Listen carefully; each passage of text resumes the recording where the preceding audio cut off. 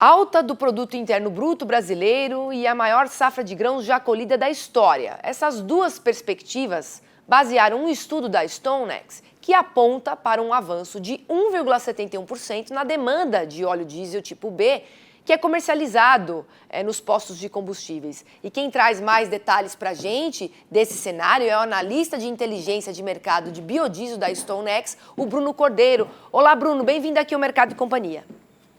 Olá, Priscila, boa tarde. Boa tarde a todos que estão nos escutando. Eu que agradeço pelo convite. Ô Bruno, os dados divulgados, eles vieram acima do levantamento feito pela StoneX em julho. O que motivou essa revisão dos dados para cima? Bom, a demanda por diesel no Brasil, ela está muito atrelada a esses fatores, né, de condições do PIB e das safras, e aí com foco nas safras de soja e milho.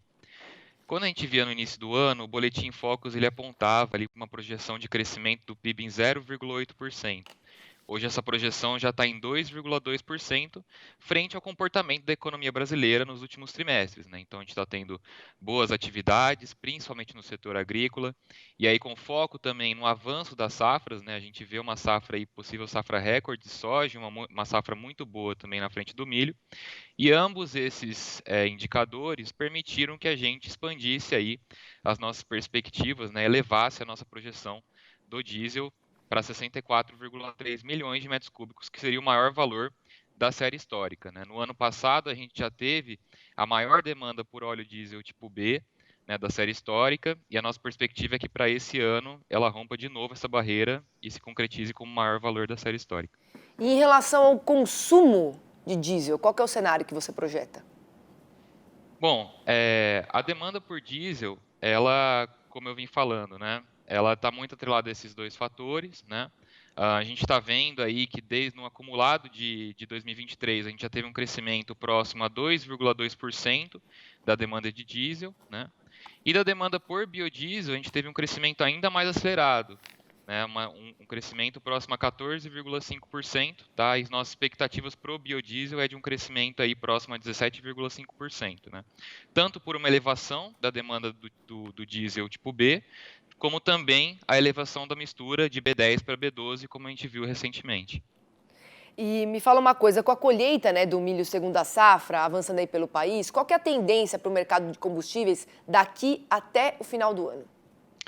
Sazonalmente, a demanda por diesel B, ela cresce ao longo do final do segundo trimestre e ao longo de todo o terceiro trimestre, tá?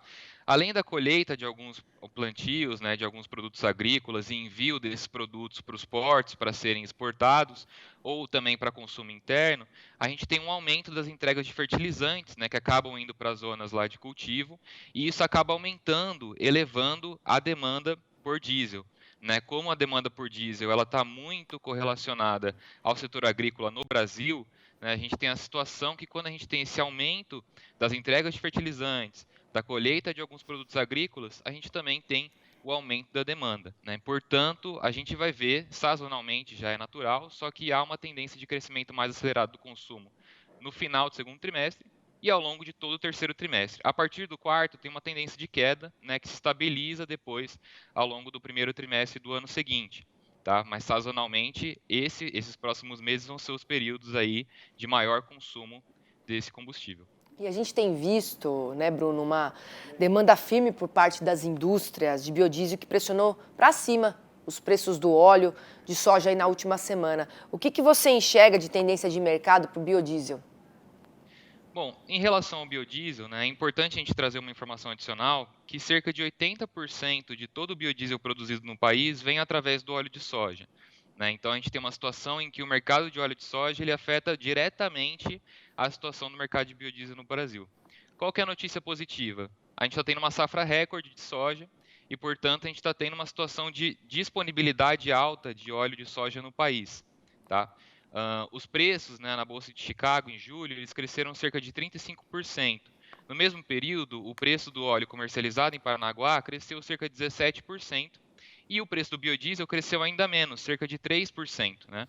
Houve um crescimento de fato, né, um crescimento guiado por essa alta do óleo de soja, mas um crescimento baixo, né? Mais recentemente, a gente viu uma situação de novas altas ali do óleo de soja em Chicago, guiada principalmente por uma perspectiva menos positiva sobre a safra americana, né, diante de uma situação climática desfavorável, mas tudo indica que a gente vai ter os preços ali do biodiesel se mantendo em patamares estáveis, exatamente pela situação do mercado brasileiro, né?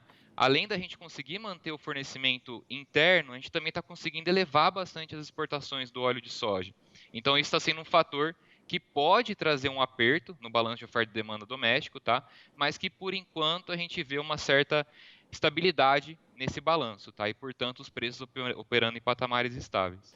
Agora, no levantamento da StoneX, Bruno, também a gente vê os preços, né, internos no diesel que não têm acompanhado o cenário externo. Qual que é a situação? Tem risco, você acha, de um desabastecimento aqui de combustível no Brasil ou isso pode ser tirado do horizonte? Na visão nossa, não existe um risco de desabastecimento no Brasil, tá, em relação ao diesel. A gente viu sim que os preços eles estavam operando defasados frente ao mercado internacional, né? Antes desse novo reajuste, havia uma estimativa de que os preços estavam operando cerca de R$ 1,10 abaixo do observado no mercado internacional. Tá? A Petrobras fez um reajuste aí de 78 centavos, então isso entregou um pouco de fôlego também, principalmente para os importadores de combustíveis, né? Mas em relação ao perigo de desabastecimento, hoje isso é algo que não é factível na nossa visão, tá? A gente vê que a ANP ela monitora diariamente a situação de estoques, a situação de importação e produção interna, né? A gente teve uma situação de diversificação das nossas compras, né? A gente passou a importar mais diesel russo, inclusive o diesel russo ele se tornou o principal diesel comprado pelo Brasil, superando os Estados Unidos, né? A gente sempre teve uma tendência de comprar mais do Golfo, a gente reduziu esse share norte-americano e aumentou o share russo, tá? Então, as importações, elas continuaram operando de maneira estável, né? Esse aumento dos preços de hoje, né, ele vem para entregar um pouquinho de estabilidade aí para o mercado também, principalmente na parte da importação, tá?